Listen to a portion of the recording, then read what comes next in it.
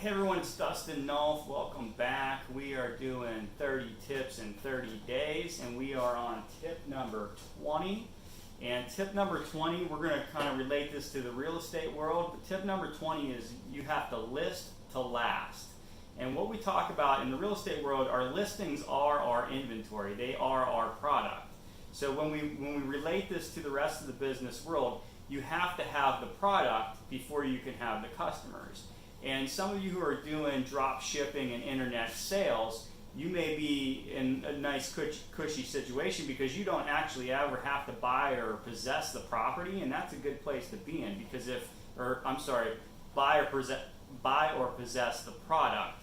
And that's a good spot to be in because if the market shifts and that product is no longer the product that everybody wants, you're able to just move on to another manufacturer, another provider, and provide a different product, which is great.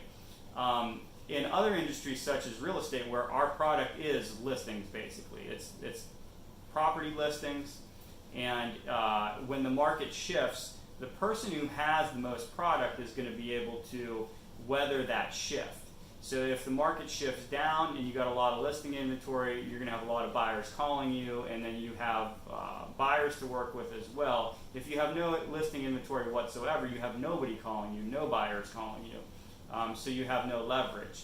So the whole idea is that you want to be able to have the product that people want, and you want to be able to effectively market that product. So when we say list to last, that means get your hands on the product that people want and deliver it.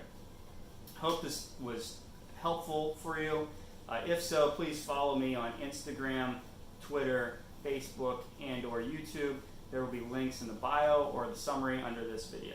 Thank you very much.